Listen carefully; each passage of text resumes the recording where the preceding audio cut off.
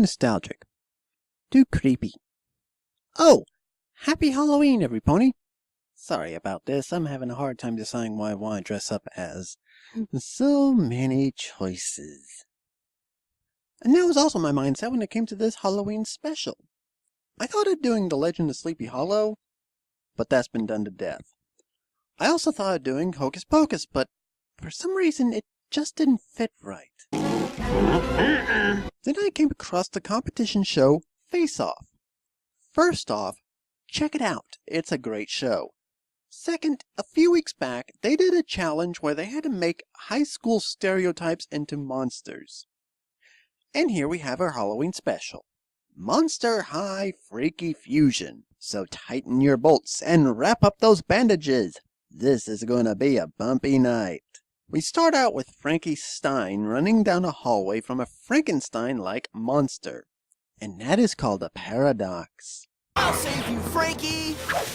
Nathan! And here we have Flash Sentry. Nathan. He's a zombie unicorn. Okay, the one on the far left is a unicorn harpy hybrid. Why does she have 4 legs while zombie unicorn only has 2? Okay. I know what you're thinking. Why am I here? Who's that voltageously cute zombie unicorn guy? And could he be any more adorbs? What? And could he be any more adorbs? Would you say that again? Could he be any more adorbs? It's adorable! Could you be any more annoying? Let's tell the story from the beginning. Good idea, because, spoiler alert, this story is nearly non-existent. Oh, right.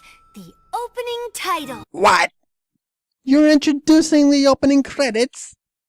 That's insane! I guess this bicentennial... Okay, bone it. Cue the pun counter. For the record, this doesn't include names, which are all puns. That'd take all day. You ghouls smell that? Yeah, smells like a bad joke coming up. I was right! I say cheap. I meant cheerfully applied. I'm sorry. That was the bad joke. Are we ready for this evening's Scaratage performance, ladies? Ready? Why, we're practically bursting at the seams. I might just split a seam now if I don't die laughing first. Yeah, this moron is the drama teacher, Mr. Ware. Makes sense to you? It doesn't? Okay. Seriously? That cologne smells worse than a zombie's gym bag. No offense, Guya. That character, and I use that term lightly, is the show's Lassie. She only grunts and groans, but everyone seems to understand what she says. And here we officially introduce the hybrids, including Nathan, her very, very forced love interest. Frankly, he's not as much a stereotype as Flash Sentry, but I'll be damned if he still doesn't have any real emotions to him. Two different monsters? Shouldn't they have to make up their minds? Cleo, you can't even make up your mind when you pick an outfit for school.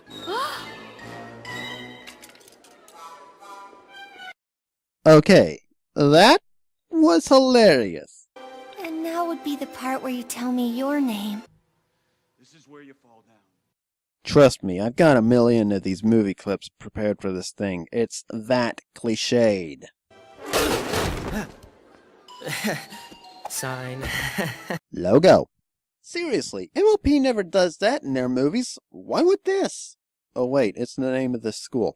Wow, was I wrong?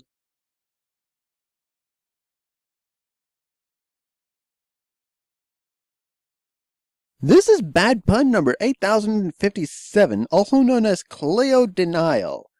She's supposedly the descendant of Cleopatra, so where's the monster in her blood? Cleopatra isn't monstrous, she's a historical figure. How? Where the hell are her Nope. I don't want to know. Actually, I kinda do. Moving on. Anyways, this scene was pretty funny as well. Next pun up to bat is Rebecca Steam. Honestly, her design is one of the better ones. I was well acquainted with Professor Steele. Here we go again. I was his favorite student. just to get this underprepared joke out of the way, Mr. Rotter, you are far and away my least favorite student. through the Scaratage reports, which is what this entire scene is based upon, we learn about Rebecca's father, Hezekiah Steam, a previous and well-regarded teacher at this school. Then we get to Frankie's report. Just a bunch of ripped out pages. Yeah, she doesn't know anything about her heritage. Yes, I know what it's called in the movie, but these puns can get bent for all I care. Otherwise you'd hear me giggling like a psychotic maniac. Oh wait. Next, Abby Abominable. Another useless appearance, this time with a Russian accent. Then we cut away to the cafeteria.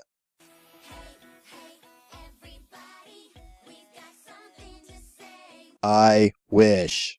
Could somebody pass the Dead Sea salt?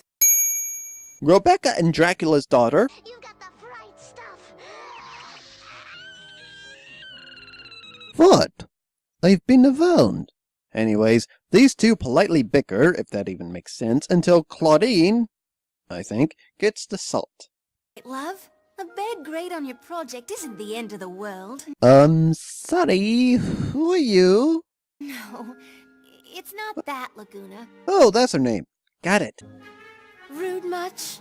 No wonder they got kicked out of 8 different schools. You know, I wish there was some way we could find my father's workshop in the catacombs. Way to stay on topic, guys. You don't remember where it is? Oh, if I really fire on all cylinders, I think I might be able to find it. Well, what are we waiting for?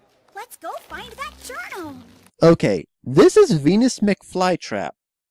I would know her name because her design is eerily similar to that of a Sailor Moon monster. For the record, that's my guilty pleasure as I love 95% of the monster's designs. This one, while seeming similar, has the exact same color palette, the exact same hairstyle. All that Venus is missing is a monocle. Ow, what's this I hear about a mystery trip to the catacombs? Who the hell are you? And damn, this suit is tight. Why would you want to come with us to the catacombs, Toralei? What? I'm a curious kitty. Okay, I'm going to assume she's the mean girl of the bunch. Those ghouls seemed nice. Nathan, don't be naive. Regular monsters don't want anything to do with us hybrids. I'd know the feeling, but I don't reside in your world, sweetheart. You got distracted again. No, I just... Oh, hey. Are you gonna finish this? You're not as cute, Serena. Sorry. We cut to a graveyard because this thing needs more cliches mixed in. They enter an elevator that leads down into the aforementioned catacombs. Montage, they reach a large dark room. I got this. That was awesome. Looks like we have a hidden passage down under. So you have a hidden passage in Australia? Also, how did you know that was down there? The plot holes are strong with this one. They reach the robot's workshop via an admittedly cool security system and start looking around. Ghouls! I found the journal! Does it say anything about my grandfather? Okay, I know you're desperate to find out about your heritage, but this is her family's journal. The chances about it having anything to do about your grandfather... Victor Frankenstein is one of the brightest and most promising students I have ever had the pleasure to educate. That's him! You found my grandfather! I stand corrected! All goes relatively well when suddenly Michelle Pfeiffer activates a time portal sucking them all in. We should get back up to the school or we're gonna miss Mr. Ware's rehearsal. And being sucked through a portal isn't a big enough issue. Toralei, the Catwoman wannabe, goes off and causes mischief, prompting the others to go find her. Frankie and Gulia come across Hezekiah Steam and... No fear. I've got this. All right then.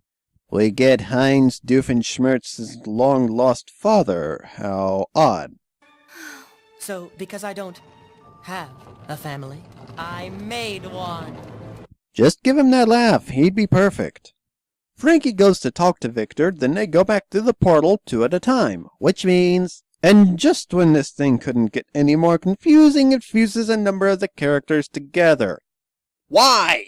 For the most part, these characters all sound the same, so when one voice dominates, I can barely tell the difference!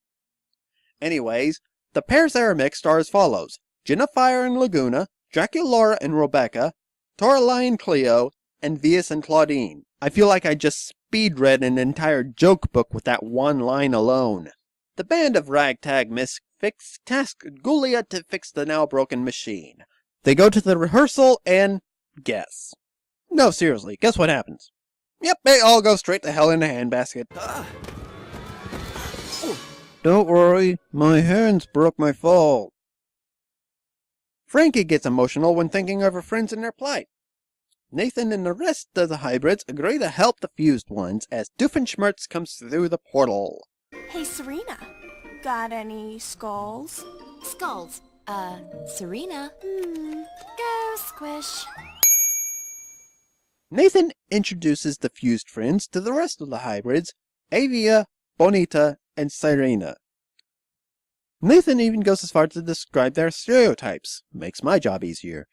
Avia is the most loyal one, Bonita is the jumpy one, Serena is the dizzy one, though we kind of figured that one out before, and Nathan is the klutz. Hybrids being nice?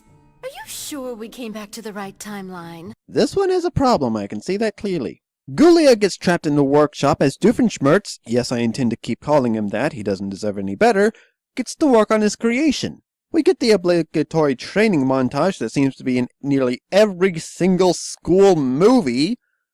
They show off, Frankie and Nathan talk about Frankie's heritage. If I was built in some laboratory, am I even really alive at all? Ask Rebecca that question, see how she reacts. Gulia finally escapes, after doing her hair. There you are. Hey, your hair looks awesome. And she does her Lassie groan that, again, everyone can seemingly understand. Hey, Universal, how about you do me a favor? Subtitles. Add up. Okay? Okay. Doofenshmirtz is able to bring his monster to life. It's alive! His plan in Night of the Living Pharmacist was a better homage than this. But things go wrong as it goes on a rampage, absorbing some of Frankie's friends. We get a sap-filled scene where Frankie convinces Doofenshmirtz that Monster High is his family. That is so stupid on so many levels, but let's continue anyways. We return to the beginning of the movie. This is in media res done wrong, but I'm probably retreading old wounds, so let's finish this thing. First off, does this version of Frankenstein's monster look familiar? Nah. They trick the monster into following them into the lab. Time for a little divine intervention. Make them stop, please. With the monster absorbing the last of Frankie's friends, she emits her energy, her emotions, her spark, as they call it. She gives it her all, freeing all her friends as well as separating them. But this causes her to run out. Real talk, I loved the scene. Emotionally, this was very well done. Frankie actually dies on screen, but they kind of ruined this scene through her revival. Yes, revivals can be done correctly, but this scene calls on Frank's memories left on those of all the students in the school. How can this be possible? No one I knew left good memories on their entire school body.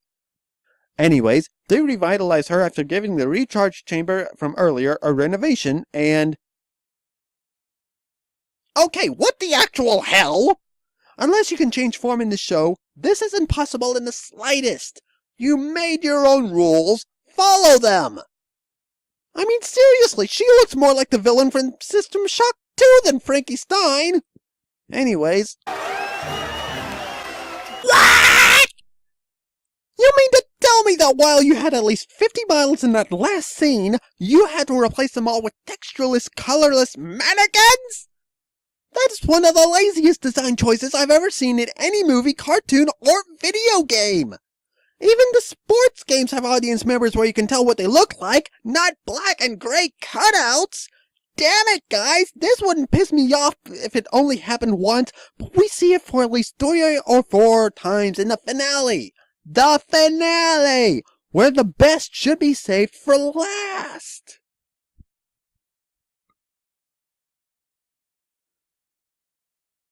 Anyways, we get one last recap and the movie reaches its end. And that was Monster High Freaky Fusion. I won't lie, it has a fair share of problems, cliched story and pun-filled idiocy being the leading ones. But in all fairness, it has a certain charm about it. I don't really know what it is. Maybe it's the Sailor Moon fan inside me, or the MLP fan or something that actually found enjoyment in this thing. Also, for the most part, the designs are pretty solid. I love the details like Rebecca's gear eyes and the flicker on Frankenstein's screen. Also, much like the Teen Titans Go episode Girls Night Out, this thing had plenty of decent laughs in it. All in all, I have to give this one a 7 out of 10. It's no classic, but it's far from a complete failure. If you liked this video, leave a thought in the comments below. Also, leave a like if you like it. I'll see you next time. Have a great Halloween.